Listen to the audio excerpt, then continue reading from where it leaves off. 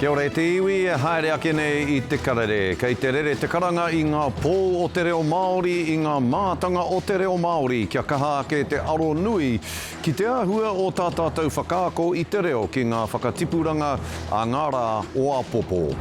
I ua no te wakahourua o Hokule'a ki Waitangi I te rānei e whā te kautau I tana unga tuatahi mai ki Aotearoa. Kei konei a pōtaka maipi I tēnei rānei, hei kawe ake I ngā Hākinakina o te wā ki a tātou.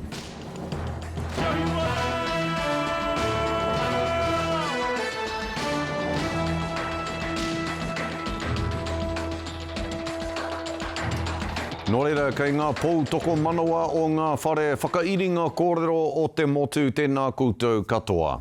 E noho mātā mua ana te āpōpōtanga o te reo Māori ki te ahurei o Toitū te reo, te taumata reo Māori ā motu kei here taunga e tū ana I tēnei wānei.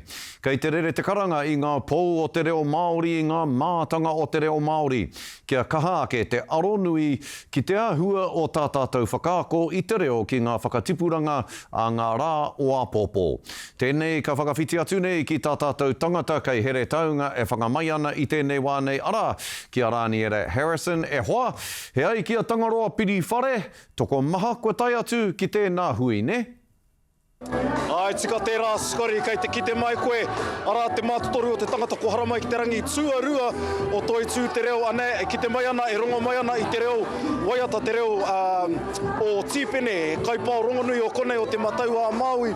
Me te ai hara I te mea kua pau I konei te hau o te wānanga, kai roto rā ngā wānanga e haere tonu ana, ko te tino wānanga I tēnei rā. Ka pehi ara tā tātou whānga I te mauri o tēnei taonga, kia tātou tamariki. Whakamāori I tērā momo. Penu hiana rānei te māro kē rānei o te kai. Whai kia tata eke. Pehea hoki e tika I te whāngai tio tō tātou reo. Ahare ake nei. Ko te tohu pai, pēnā eno I te whāngai te tamariki, ki te rāua te tamariki, awa o mō heo koe gai raru tērā. E koi rā te uru paunamu e rere nei I te rangi tuarua o Toitū te reo I here taunga. Kei wainga nui te mātini whākina mai ana te kura o te wānanga, mo te anamata o te kaupapa. O tētahi rau e mi tino rauera wātu ko te pānui pukapuka, ko te pānui tuhinga e kite ai ngā whakaro rereke o te kai tuhi, ngā kupu tini, e hangana ki ngā horopaki tini. He nui ngā hua kei roto I tērā. He whakahauna e tahi te rāngai whakarauora reo Māori e whakapau kahana.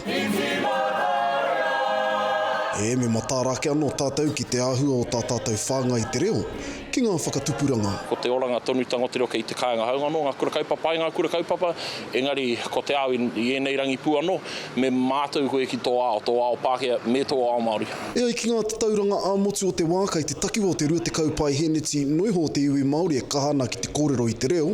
Kaore I pai. He tauranga tērā e whakaheke wera nui nei tēnei hunga, kia pakari ake ai, a tātou tamariki. E taimahanga pakeke nei taima.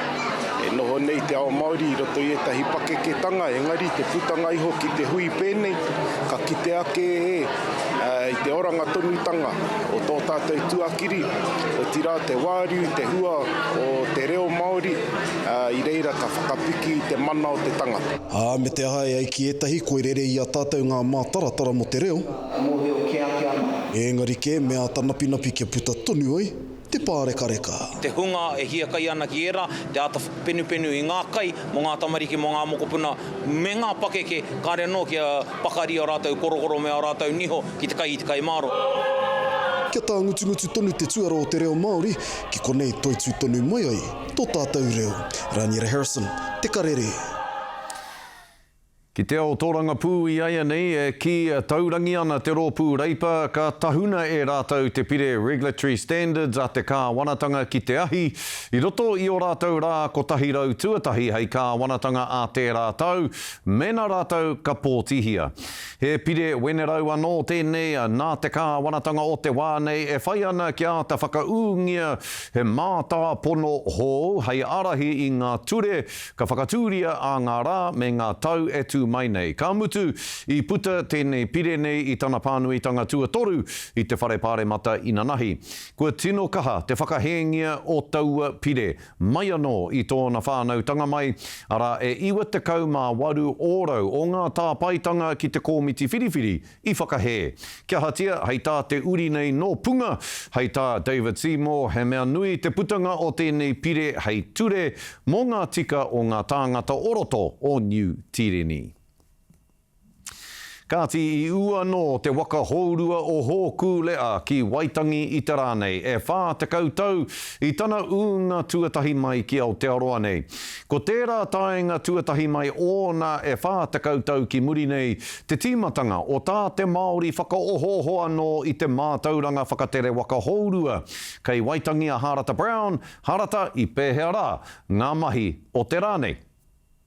E rua ngā waka kua tau ki Waitangi nei ko te tuatahi ko Hokule'a koira te waka I tau mai e whā te kautau ki muri. Ko tana hua haere ko hiki ana lea.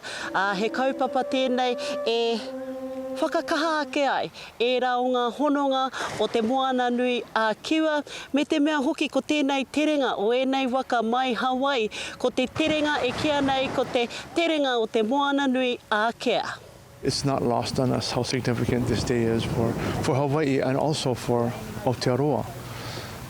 We always call out the significant things of this moment, which happened to be the birth of the Hawaiian tribe, thanks to Sir James Henare and his vision for Māori to be able to build their own waka and sail across Moananui Kiwa, inspired by the Hokule'a. So those are the two important themes that frame and characterize our being here. Ana mo te roanga o tēnei wikene, ka tau ko ngā kaupapa whakanui I enei taura hono, I wainganui I enei waka tupua. Me te mahara hoki, ko tēnei waka Hokule'a, koira te waka, I whakaara ake I ngā tikanga o na matanei ara ngā tikanga kaura I te moana, whakatere I te moana mā te aro ki ngā whetu o te rangi. We carry with us our kupuna, and they are the ones to sort of, they guide us and they inspire us, and so we want them right there in front.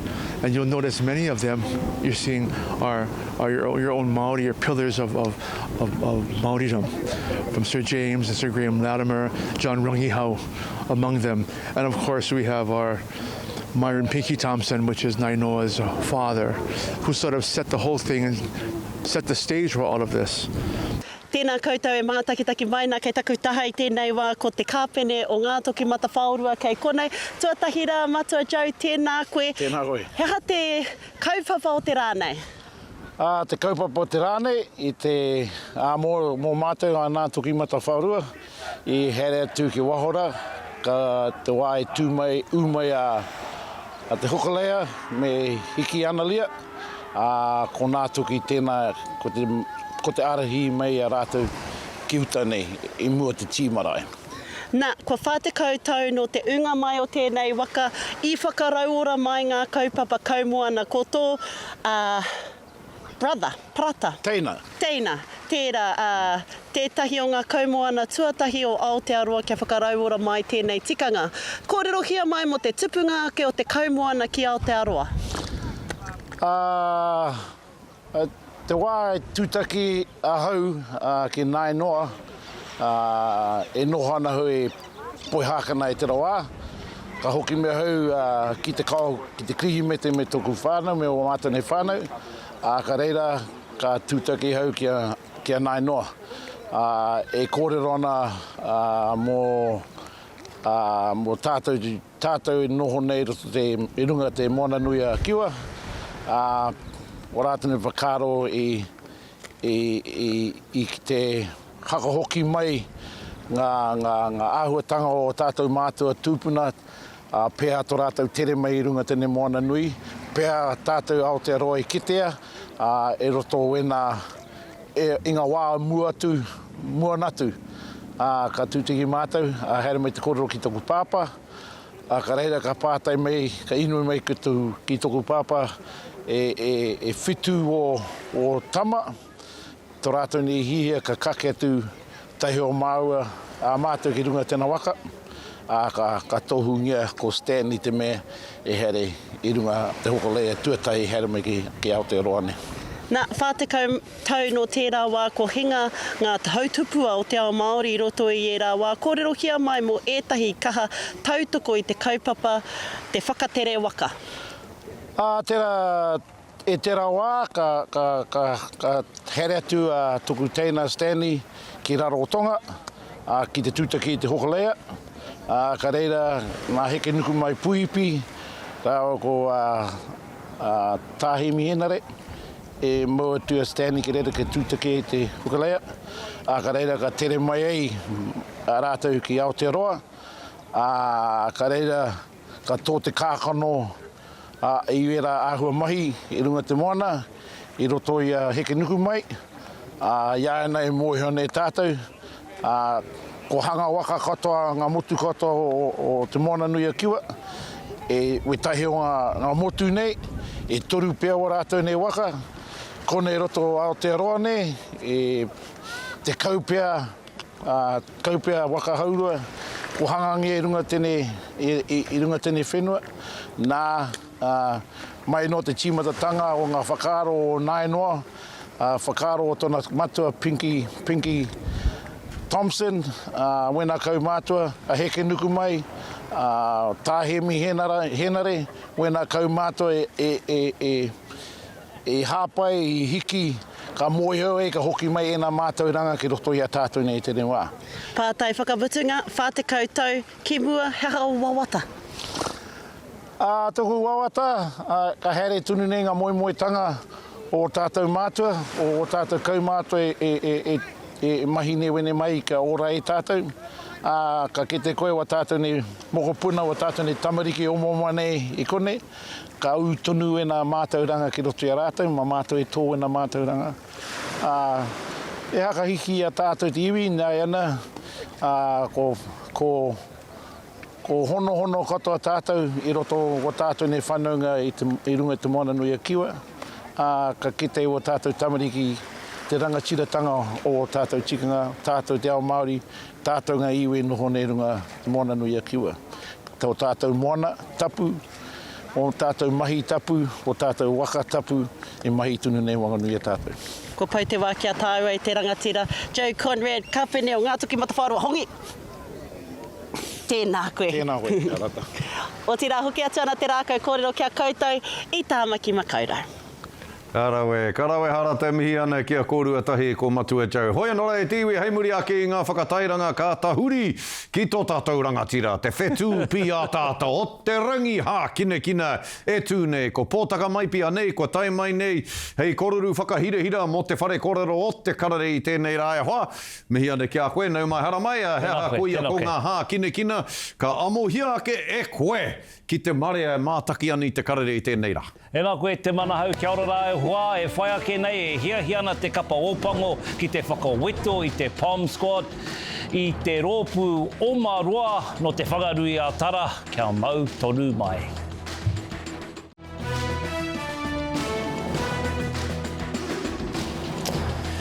Hoki mai anō ki te Karere, ka tahi anō ka puta te whakatau ka tū te tukinga All-Stars Riki ki Waikato ki te taone o Kirikiriroa, ka tū te tukinga nui hei te takaumārima o Pēpuere e tū mai nei, ko te wā tuarua I tai mai tēnei whakataitai ki Aotearoa. He kāhui no te whanganui a tara I whakakotahi kia whakatutuki I te oma I te 300 kilomita o ia o ngā mema I roto I te wiki kotahi. Ko te Koro Club te ingoa e whakataitai ana ki ngā hoa o mua. O te NRL e noho ana ki roto o Poihākina, aha kua ngā kilomita te kau mano 500 I tutuki, ko tā tāmati rimene Sprout he whai ngā tuatu I te oma. Kia ora te whānau, nau mai haere mai ki te papa tākoro o Pizza Oni. Let's go! E tū te huru pango, hanatu haere. Ko te ope, katutuki ngā kilomita maha o rahi rānei o te wiki, o tēnei wiki tuatahi o Noema. Ka puta rātau me ki hei ko ngā toa whakaihu aka o tēnei whakataitai. Go Kara! Yeah! Nō te rāhoroi ti Matapae te wero koromita, ko te koro club ki pito one. Well, he is taking this out. Yeah. Ko ngā boisies ki poi Hākina. 20 k's in. That's what it's all about. E whitu rā, he oma te kai. Yeah, there we go. Yes, boy. He tori pia ngā kaupapa matu o tēnei wiki. Kātahi ko te whakatairanga i te oranga mō ngā tāne, hāngai ana ki te kaupapa o November. Kārua ko te koikoi pūtea mo te kaupapa. Tuatoru ko te whakatauira ki o mātai hoa, o mātai whānau. Ahakoa te taumata o te tangata, kia tātou tētahi āheinga ki te whakapakiri o tātou tīnana. I think for me, bro, seeing the Kuros getting after it, some unreal kilometres in these first couple of days. I'm just keen to get a part of it, boys. Ko te tumanako, kia whakapakiri tō tātou nei tinana, kia whakapakiri te hauora, kia kaha i ngā hononga tātou ia tātou. Mō te rangi nei e kia i ngā koro o Pitone ki te kotahi mano e whārau e ono te kaumā toru kilomita, ngā boisies kei ko tatātu. Engari ko te wero kē. Ai, koinei te wero ki a koe, te rangatira, Scotty. Me tutu ki koe ki ngā koromita e rima a te wikini nei. Haruru tapu ai, ka ea. Pāmatiri Menes Brot, te Karere. Kia ora. Ko ngā tukinga nui mō ngā rarauwhi hiriwa ki roto o Urupi kei mua i te aroaro, ko ngā whakamātautau e toru kia i ngā rangi, ka tīmata a te rātapu e tū mai nei. Ka noho te kaia ko tuarua a Liana Liauta ki Aotearoa, engari ka whāngai ngā mātauranga o ngā rohi. Ki te kapa o Aotearoa, ka haere a Waimarama tau maunu. Hei āwhina i te kapa, hei kaia ko panekiretanga. Te riki e hoa, i mataki koe i tērā o ngā whakamātautau nui. Ngā kiwi kia hamoa, rawe te kapa kiwi me te mōhoi hoi hoa, toko iwa i taku tatau ake, toko iwa ngā Māori kei roto i te kapa kiwi. No reira, me whai wāhi rātou katoa ki roto i tērā tīma Māori. Te tīma Māori mo te tākaro ka tū ki kirikiri roa tērā tau, te tākaro All-Stars ai Mairika. Ka tahi hā, ka pakarira wātu tō tātou kapa Māori mena ka hono mai era. Fisher Harris mā, ka mauta wehe. Emi ana kia koe hoa, ko te tangatara, tana ki kia omau i te 5 mita. Te 5 mita nera. Kilomita. I rongo au i te mita, ka reo i rongo i te kiro. No reira, 5 mita, ai, weramu, ka te tuki i au te 5 mita. Hei te mutunga pēo te hotaka nei, te karere tēnei rā. Ka o mau i te 5 mita i kone. Me ana kia koe pōtaka tēnā koe, i tō kawe ngā Hākinakina i tēnei rā. E te iwi hei muri ake i ngā pānui hoko, ka ta mātai tia atu ko ngā Huarere, ka tau mai kia tātou. Hei ene a rangi whakatā e kainamu mai nei.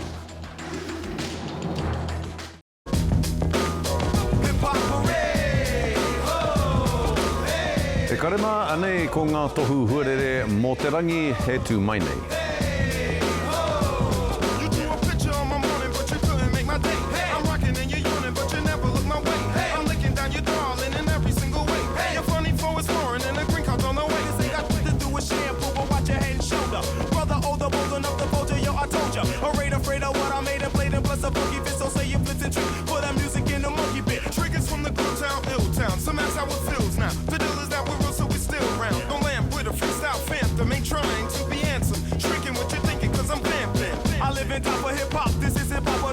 I get props to hip-hop, so hip-hop parade.